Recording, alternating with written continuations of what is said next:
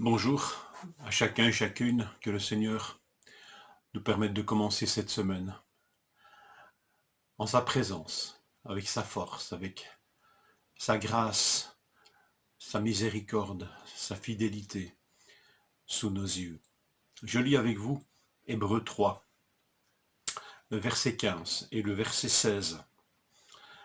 Aussi longtemps qu'il est dit, aujourd'hui, si vous entendez sa voix, n'endurcissez pas votre cœur comme lors de la révolte.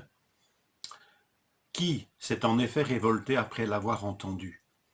N'est-ce pas tous ceux qui étaient sortis d'Égypte sous la conduite de Moïse? Aujourd'hui, si vous entendez sa voix, n'endurcissez pas votre cœur.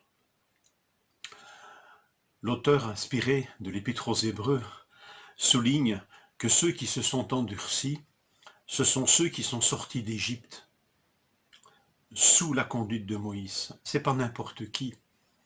C'est pas des personnes qui pourraient dire: Seigneur, nous ne t'avons jamais vu agir. Tu n'as jamais répondu à nos prières. Nous n'avons jamais vu ton œuvre. Non, non, c'est ceux qui sont sortis d'Égypte. C'est ceux-là qui ont endurci leur cœur devant des paroles de Dieu, qui ont refusé d'écouter et qui ont endurci leur cœur. Remarquez ici que l'exhortation nous est adressée sous forme d'un commandement, d'un impératif négatif. Mais la responsabilité nous incombe, c'est nous qui pouvons endurcir notre cœur, qui pouvons agir de telle sorte. N'endurcissez pas. Comment cela peut-il être possible d'endurcir son cœur? Et le cœur ici, bien sûr, n'est pas simplement le cardia, la pompe, ni la pompe qui pompe le sang et l'amène partout dans les membres. C'est cet homme intérieur, c'est aussi le symbole ou dans la culture hébraïque de la volonté, de l'intelligence, de la pensée même. L'homme intérieur, là où toutes les décisions se prennent, le plus profond de l'homme, c'est cela que nous pouvons endurcir. Et c'est un endurcissement profond. Et c'est pour ça que l'impératif est si urgent. À un ton d'une telle urgence, n'endurcissez pas. Ça a donné en français le terme de sclérose, qui est un endurcissement d'un tissu. Mais d'une manière figurée, dans notre langue française, sclérose ou sclérosé, ou des institutions qui sont sclérosées, c'est des institutions qui deviennent figées, incapables de s'adapter, et qui sont finalement appelées à périr, à mourir, sans aucun changement. Donc, s'endurcir, ça peut aboutir à une situation figée, durable. N'endurcissez pas vos cœurs. Ne commencez pas. Aujourd'hui, si vous entendez sa voix, et c'est une référence au psaume 95.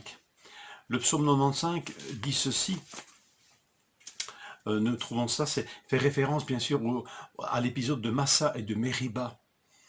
C'est cette population, ces gens, ces personnes qui sont sorties d'Égypte, lorsqu'ils firent face à un manque d'eau par 2 fois, se révoltèrent, s'endurcirent, murmurèrent, devinrent amers à l'égard de Dieu. Tu nous as fait venir ici pour nous faire mourir. Déjà été mis en oubli tout ce que le Seigneur avait fait pour eux.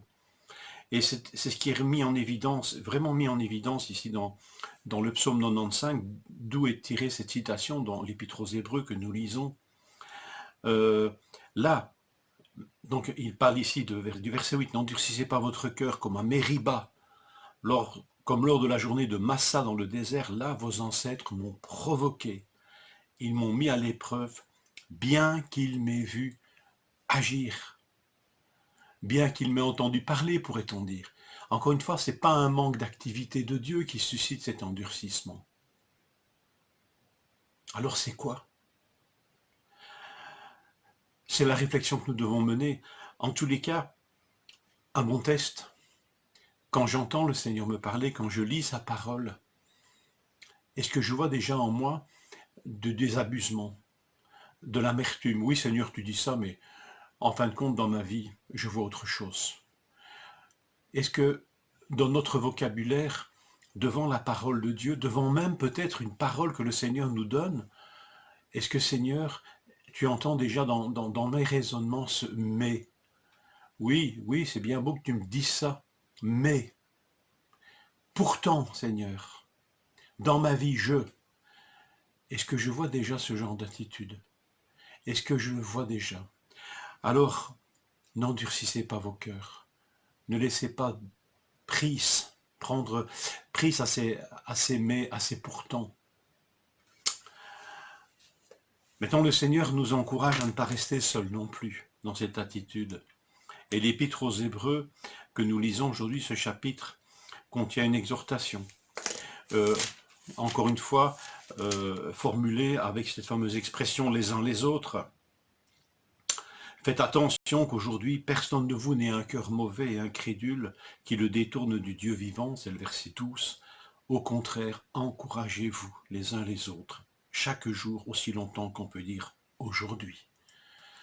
Alors voilà, déjà prions les uns pour les autres, afin que cet endurcissement du cœur ne nous gagne pas. Encourageons-nous les uns les autres, non pas, ne nous jugeons pas les uns les autres, mais encourageons-nous les uns les autres. Prions les uns pour les autres, afin que personne n'ait ce cœur endurci. Que le Seigneur nous fortifie et nous encourage. Bonne journée. Et que le Seigneur nous parle.